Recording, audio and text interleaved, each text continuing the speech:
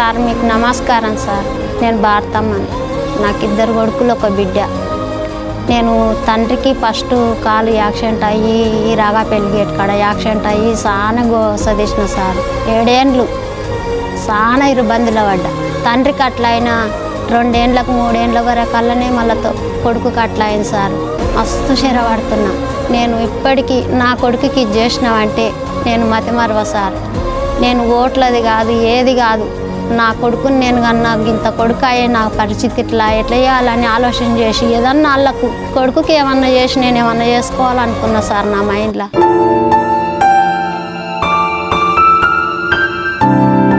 నువ్వు నాకు తండ్రి లాంటిగా నువ్వు నాకు సహాయపడ్డావు.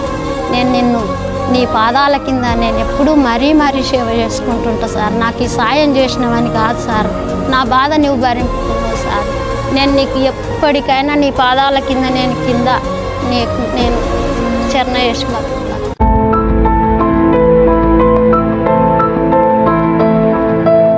నా బిడ్డ పెండ్లికి ఉంది, ఎట్లా చేయాలి, కొంత కిరికిరులు ఉందని కూడా బాధపడుతుండా. అట్లాగాక ఉన్నది కూడా ఎకరు అమ్ముకున్నా సార్. నా కొడుకు ఈ సేవలో చాలా అయ్యేసం అయితే దాంట్లో నాది అమ్మి కూడా నేను అప్పులకు కట్టుకున్నా సార్.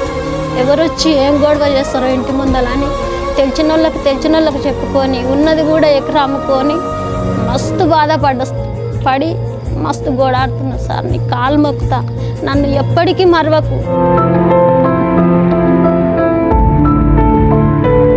నా కొడుకుకి ఏదన్నా కాలు చూసినావు, ఏ చిన్న పని అయినా సరే నా కొడుకు చూపి నేను చేస్తా సార్.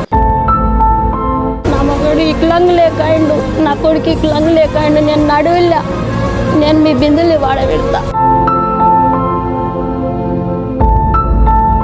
ఈ మధ్యకాలంలో యాక్సిడెంట్ ఏదో అయ్యి అబ్బాయి కాలు పోతే మీ అబ్బాయి కూడా మమ్మల్ని ఎక్కువ చేయండి మాట్లాడారు. ఆ తల్లి పడుతున్న ఆ బాధ అంతా కూడా ఆవిడ చెప్తున్నా, మీ మీద ఎంత అభిమానం ఉందో ఆవిడ కళ్ళలోంచి నీళ్ళు వస్తూ చెప్తుంటే నేను మిమ్మల్ని అప్పుడు చూడలేదు. అప్పుడు మీరు ఎలా ఉంటారో కూడా నాకు తెలియదు. ఆవిడ చెప్తున్న మాటలో నాకు ఇమాజిన్ చేసుకుంటే ఎంత బాగా చెప్తున్నారు ఈ మనిషి గురించి, ఎంత అభిమానిస్తున్నారు, ఎంత దగ్గర చేసుకున్నారు. వాళ్ళ ఇంట్లో ఒక మనిషికి మిమ్మల్ని వాళ్ళు ఊహించుకుంటున్నారు. అది ఏ పొలిటీషియన్కి కానివ్వండి, ఎవరికి కూడా సొంత మనుషులకు కూడా సాధ్యం కానింత రీతిలో మీరు చేరువయ్యారు. ఇలా అండి ఎవరైతే అంటే అక్కడ ఉన్న సిచ్యువేషన్ అబ్బాయి ఇక్కడే ఉంటారు చెప్పారు నాతో కూడా మనకి ఆర్టిఫిషియల్ లెగ్ ఇవ్వడం జరిగింది. నా పేరు మాది గ్రామం చౌదరిపల్లి. అయితే గత కొంతకాలంగా నాకు యాక్సిడెంట్ జరగడం అయింది. అయితే ఇంతకుముందు నేను డ్రైవింగ్ చేస్తున్నాను సార్. డ్రైవింగ్ పోతేనే ఫోటో కట్టేంత పరిస్థితి. డ్రైవింగ్లో కొంచెం యాక్సిడెంట్ అన్నాడు జరగడం వల్ల నా కాలు తీసేయడం జరిగింది సార్. నా కాలు పోయినాక నడవలేని పరిస్థితి సార్ నాది. నా లైఫ్ ఇంతవరకు ముగిసిపోయింది అనుకున్నాను సార్.